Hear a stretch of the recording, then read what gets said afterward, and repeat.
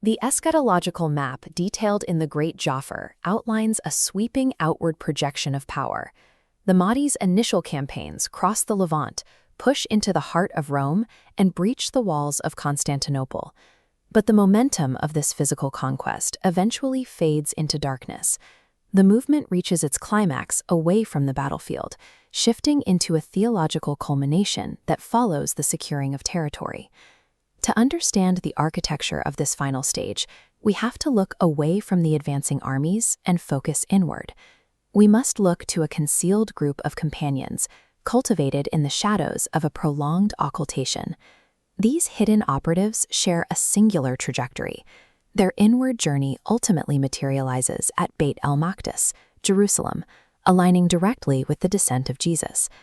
A military campaign can dismantle a corrupt state, but it cannot forge a utopia. Sustaining a perfectly just world order requires an incorruptible vanguard of spiritually perfected individuals to anchor it. The primary source texts reveal that this vanguard is forged through spiritual desolation. Imam Ali describes the era of the Mahdi's concealment as a period of intense theological confusion for his followers. He states, "The Qaim from among us will have a long occultation. It is as if I see the Shia roaming like cattle, seeking pasture but not finding it." The core trial of this era is internal. The believer must endure the grueling length of the Imam's absence without their heart hardening or their faith to erode under the weight of sustained silence. For the minority who maintain their ideological clarity through this era, the texts outline a specific divine compensation. They will stand alongside Amir al-Mu'minin himself, sharing his rank on the day of resurrection. The agonizing length of the occultation serves a distinct structural purpose. It acts as a deliberate divine filter, designed to burn away the wavering and isolate only the most uncompromising believers for the final movement. In Naj al-Balagha, Imam Ali assigns a highly specific term to these steadfast survivors, the Nawmah. The term defines a believer who is obscure and unnoticed by society. The hadiths outline their demographic composition. The companions of the Mahdi are strikingly young. Old men among them are described as being as rare as kohl in the eye and salt in food. Their existence is a societal paradox. Imam Ali calls them the lamps of guidance and the banners of night journeys. Yet if they are present, no one recognizes them, and if they are absent, no one misses them. Al-Numani's Al-Ghaiba expands on this necessary isolation. When asked to define the Nawmah, Imam Ali states clearly, "The one who knows the people, but the people do not know him." The texts provide an exact scriptural parallel. They function like Prophet Joseph during his time in Egypt. He recognized his brothers, while they remained entirely oblivious to his identity. True spiritual capacity in the end times requires zero public validation. It is rooted in hidden certainty, maintained silently in the face of widespread tyranny and societal collapse. To understand the mechanics of this hidden recognition, the texts offer a distinct historical archetype. Returning from fighting the secessionists at Nahrawan, Imam Ali halted his army at Baratha, near the banks of the Tigris River. A Christian monk named Al-Habab observed the approaching forces from his cell. Upon speaking with Ali, the monk instantly recognized his divine authority and succession. Al-Habab had no physical familiarity with Ali. His insight was esoteric, drawn from the prophecies and descriptions preserved by his own scholars and rabbis. This spiritual alignment yields a physical manifestation.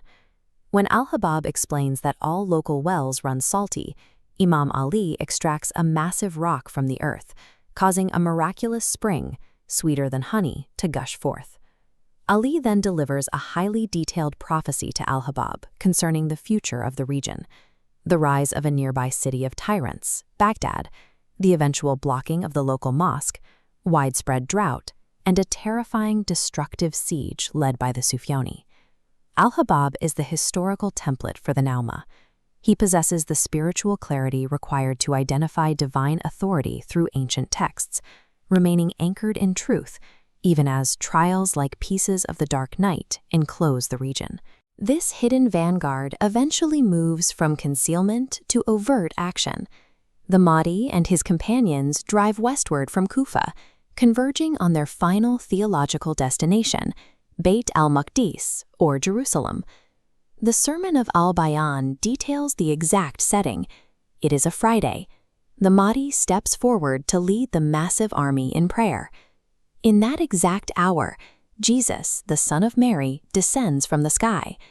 The texts describe him wearing 2 red garments, his hair appearing as if anointed with oil, bearing the likeness of Prophet Abraham. A deeply specific theological exchange occurs. Jesus greets the Mahdi with glad tidings of victory. The Mahdi steps back, inviting the Spirit of Allah to step forward and lead the prayer. Jesus issues an emphatic refusal. He declares, "Rather, the prayer is established for you, O son of the daughter of the messenger of Allah." Jesus immediately assumes his operational role. He calls the adhan, prays as a follower behind the Mahdi, and takes command as a deputy over the army, eventually tracking and melting the one-eyed Dajjal at the pass of Harsha. Jesus praying behind the Mahdi unifies Abrahamic monotheism. This act validates the centuries of silent endurance by the Nawmah, proving their hidden theology on a global scale. Following this alignment, the Mahdi possesses the expanses of the earth for 40 years. The texts explicitly state that the world is entirely purged of impurity, adultery, usury, and falsehood. This justice manifests physically in the environment. Lifespans lengthen. A single measure of sown wheat yields 100-fold. Trees bear fruit twice every year, and the natural enmity of predators ceases, allowing sheep to graze safely alongside wolves. The eschatological timeline concludes. The Mahdi passes away and is buried by Jesus in Medina, near the grave of the prophet.